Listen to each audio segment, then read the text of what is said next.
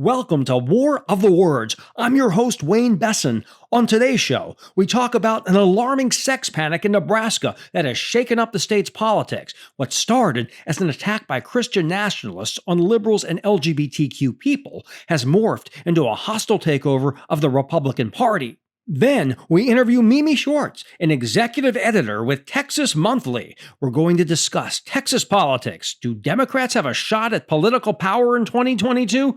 Or will they be disappointed once again? Thanks for listening. Enjoy the show.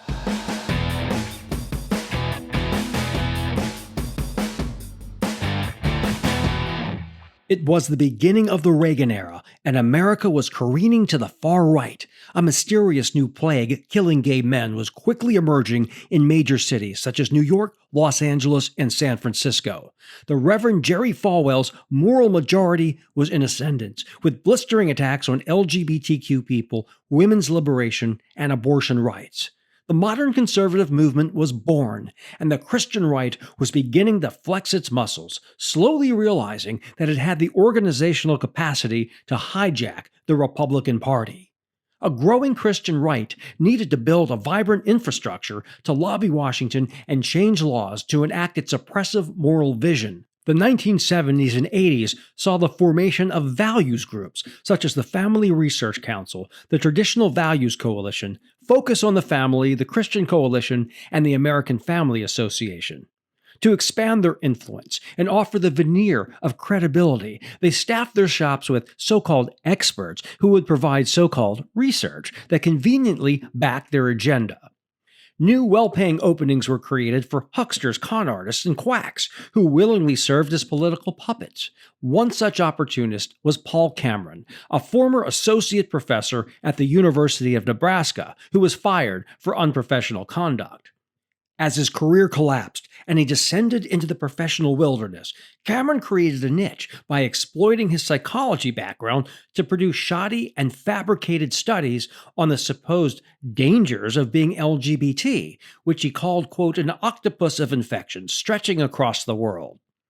Cameron's new career included creating pamphlets such as, quote, child molestation and homosexuality, murder, violence, and homosexuality, and medical consequences of what homosexuals do. It's more than merely disgusting. His lies and distortions quickly gained notoriety, with The Advocate magazine calling him, quote, the most dangerous anti-gay zealot in the United States today. Cameron made his splashing debut on the anti-gay political scene in 1982 as the chairman of the Committee to Oppose Special Rights for Homosexuals. His group's goal was to defeat a Lincoln, Nebraska gay rights amendment that supported banning discrimination based on sexual orientation in housing, employment, and public accommodations.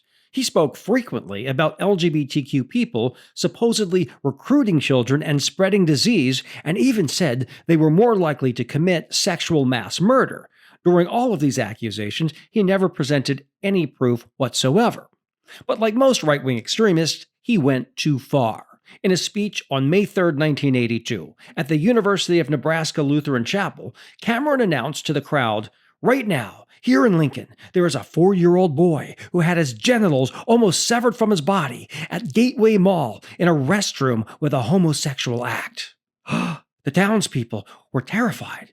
They were apoplectic over this disclosure and demanded justice for this poor, traumatized child. But where was this child? Nobody could find him. When the police were questioned, they said no such record of this event existed.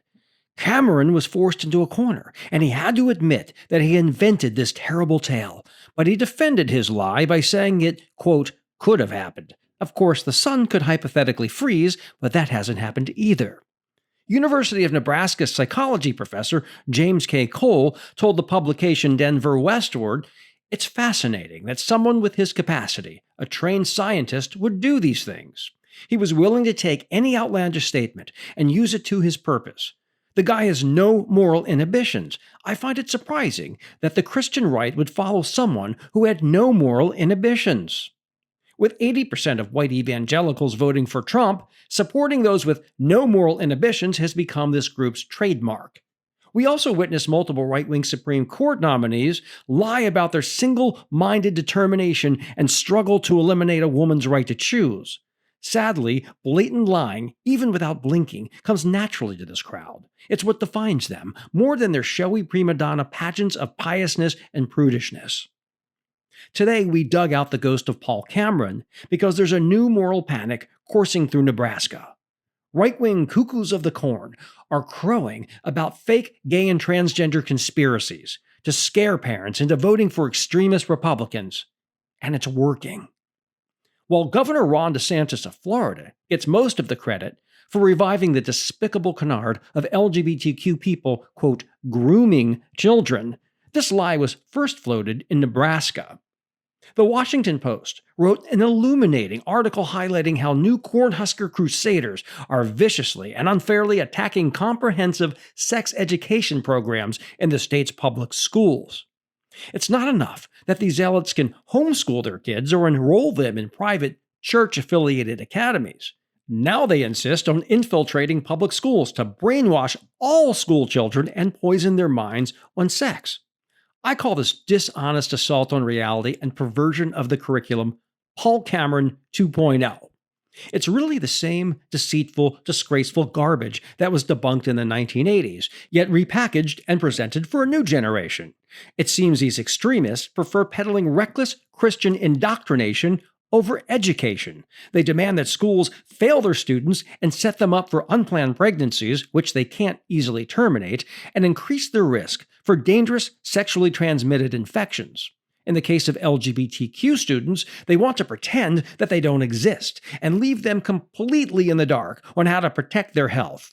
As one might expect, the American Medical Association and American Academy of Pediatrics support comprehensive sex ed, which includes lessons on contraception, sexual orientation, and consent. Instead of facts, Nebraska's children will be subjected to fabrications, which won't prepare them for living in the real world. The new vehicle for these balloon-nosed hypocrites is the Protect Nebraska Children Coalition.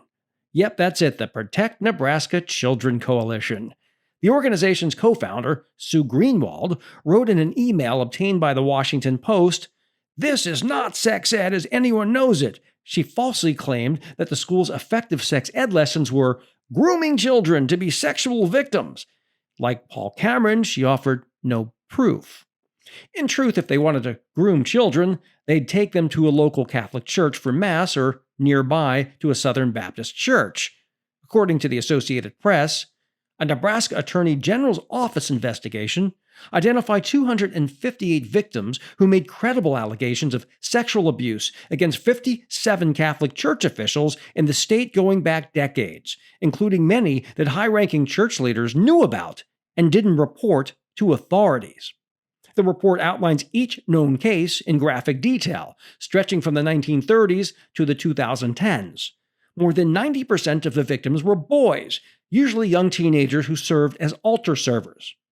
The Kansas Reflector also revealed Clint Bittler, a former youth pastor with Christ Community Church in Omaha, was convicted of attempted sexual assault after arranging through an online classified ad to meet with an underage girl for sex.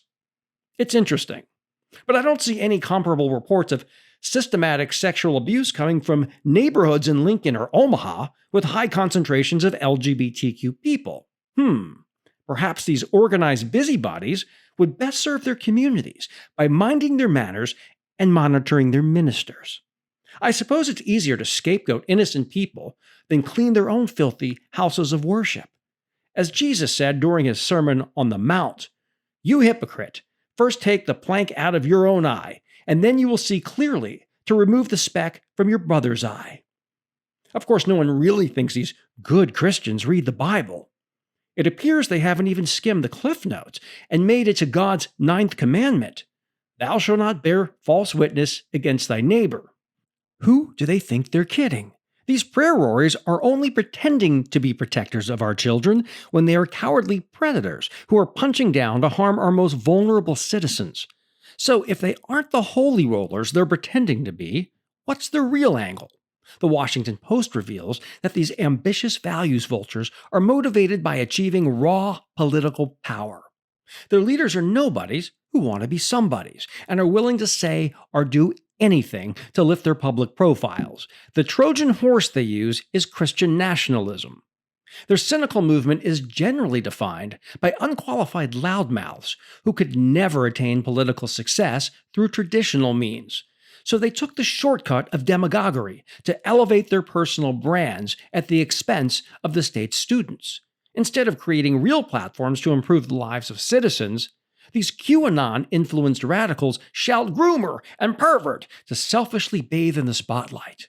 While these lunatics started their inquisition by attacking liberals and LGBTQ people, they rapidly pivoted, using their manufactured hysteria to reach their genuine goal.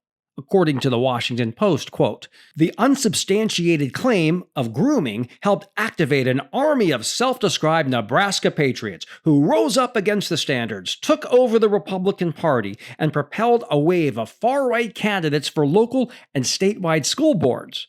Earlier this month, these activists were part of a broader anti-establishment insurgency that toppled leaders of the state Republican Party.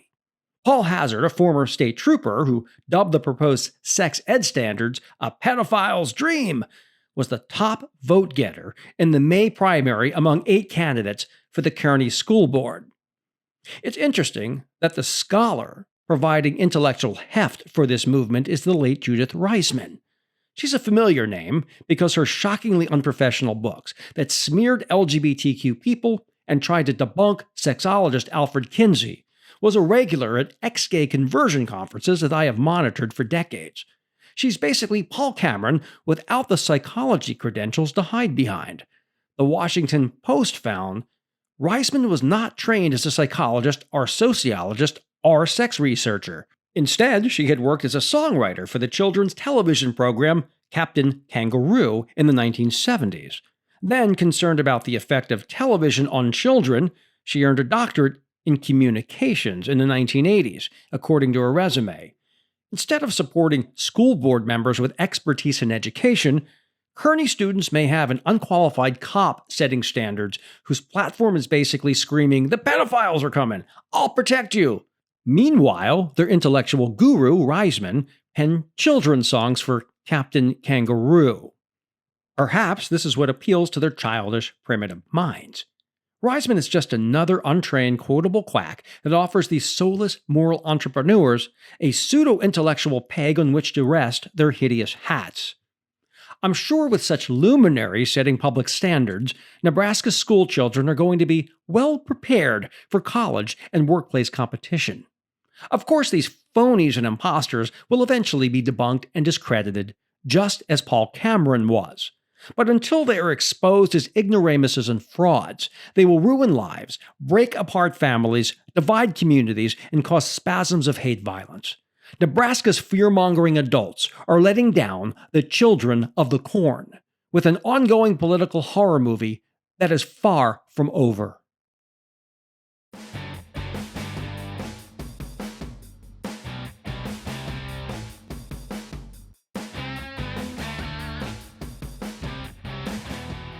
Mimi Swartz is an executive editor with Texas Monthly. She's also the co-author of Power Failure, the inside story of the collapse of Enron. Mimi, welcome to the show. Okay, to begin with, Beto O'Rourke and Greg Abbott are in a heated race right now. Mm-hmm. Liberals for so long have really thought they had a chance. This is the year. This is the year we're going to do it. Is this the year, or is this another mirage? Well, I don't know the answer to that question. I am an optimist, but I have a lot of friends when I point out the poll numbers that Beto is now within 5 points of the governor, which is the same margin of error that allowed George W. Bush to defeat Ann Richards. But when I get hopeful, I get a lot of side eyes from my friends and rolled eyes. We've heard this story so often that, it's like, who knows? I mean, there are people here sort of quietly praying for disasters I think the abortion ruling has helped O'Rourke. Unfortunately, Uvalde has helped him too because he's so anti-gun. Well, that's interesting. You mentioned guns. In Beto O'Rourke, he was very outspoken, and he said he was against AR-15s, for example, while he was running for president. Greg Abbott's folks have said they're going to use this against him. And then again, we've had Uvalde, and we've had the carnage from these shootings. Mm-hmm. Who's this issue going to help more, in your opinion, the gun issue, and the Democrats or the Republicans? I think it will help the Democrats more. I was out of town for a week and my husband and I were going through some old newspapers. And while we were gone, some other young white male went into the Galleria shopping center here, which is the luxury mall, dressed in black, carrying an AR-15. And the only reason he didn't shoot up everybody was because the guard tackled him. And I think people are really getting tired of this. I mean, they're tired of it in Uvalde, which I never would have thought. So we'll see. If this year doesn't move Democrats, I'm not sure what will. But then again, they're dealing with the midterm election. We have very low approval ratings for Joe Biden right now, as well as inflation. So you've got competing interests out there. Do you think that guns that you've got, what's happening with abortion, is enough to overcome the disadvantages that the Democrats have? I mean, I'm not suggesting you're a genie and you have a crystal ball, but the prevailing winds right now, has Texas changed enough, or maybe under the right circumstances, that people will be highly motivated to come out and actually finally have a victory? The short answer is probably not. Texas is still really conservative. I think liberals and Democrats are very concerned about what's going to happen in the state legislature. I think they think more Republicans will be elected, which means more horrible legislation. But you just don't know. I mean, the other thing we haven't talked about is the weather. The freeze, Abbott's handling of the freeze was terrible. And we're having rolling brownouts right now. It's hot as hell. If there's some other disaster, you just don't know. And at the same time, I think Beto is an indefatigable campaigner. I mean, the guy is out there every day in this heat, knocking himself out. He likes to be on the road more than the Rolling Stones. I mean, he just loves it. You can tell. And he's very dynamic. I think, again, I don't know. I haven't done polls of 18-year-old women, but I can't imagine they're going to all rush to the polls to support Greg Abbott. You mentioned the electrical grid and the disaster.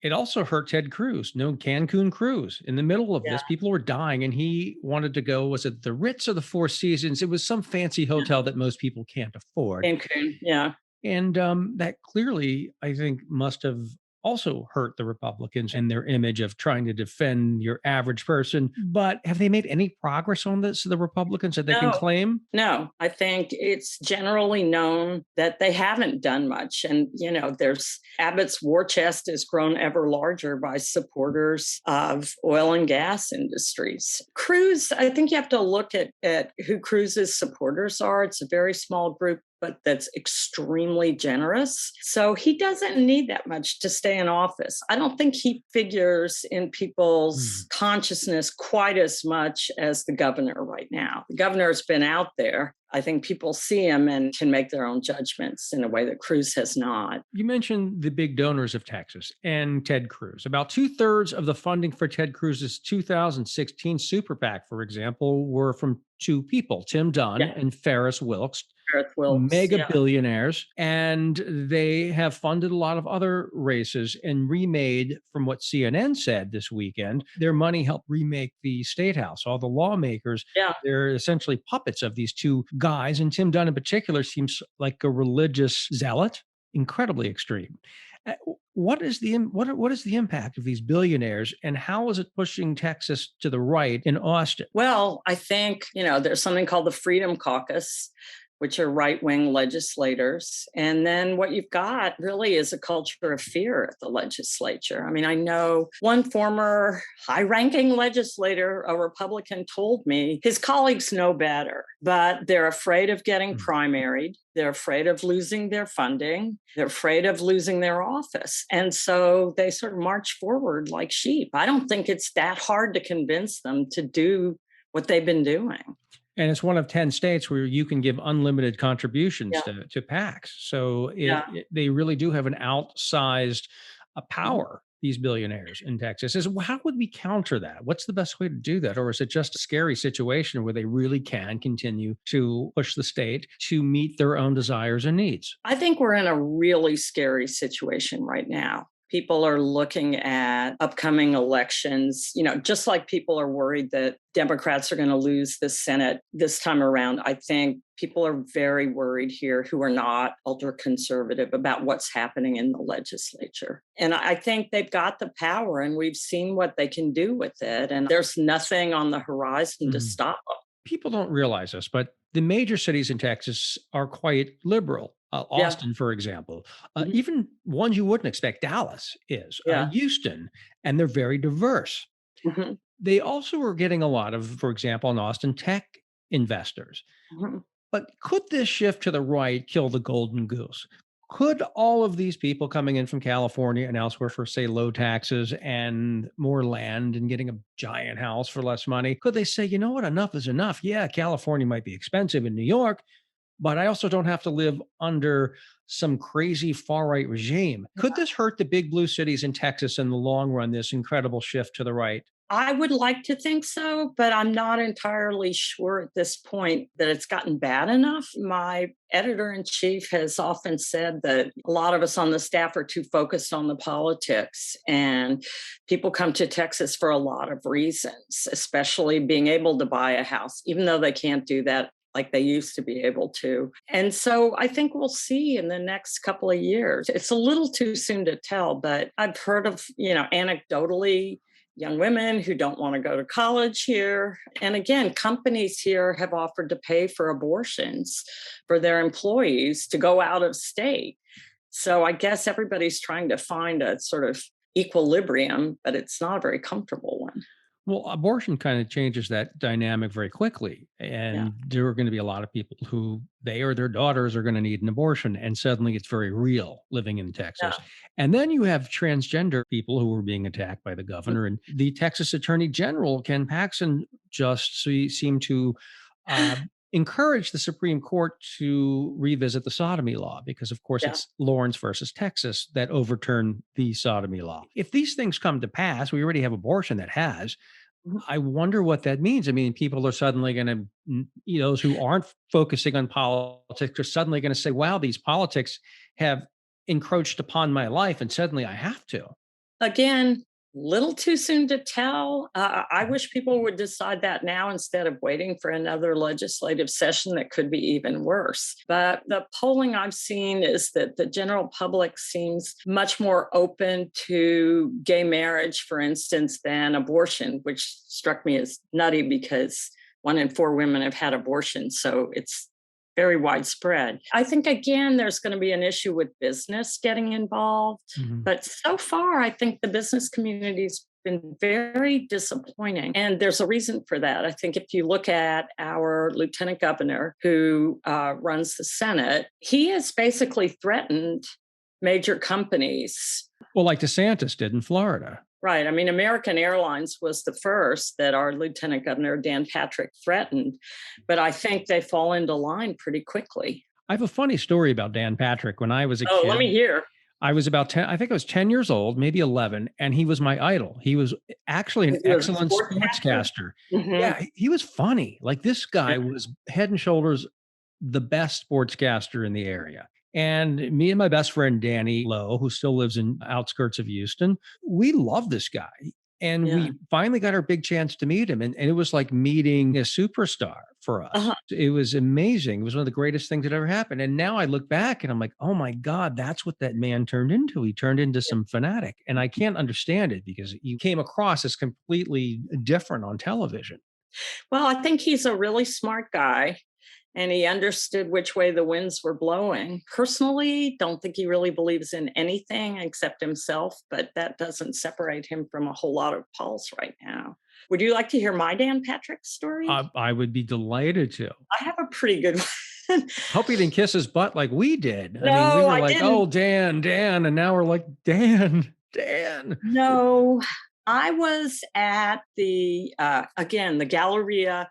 There was a political confab to interview the mayoral candidates at the time. This was probably 15 years ago. So I was on a panel with other journalists. There were about 4 of us, and Dan Patrick sat to my right. And 3 of us were there on time and ready. And, I, of course, was a good girl and spent the night before figuring out really good questions to ask.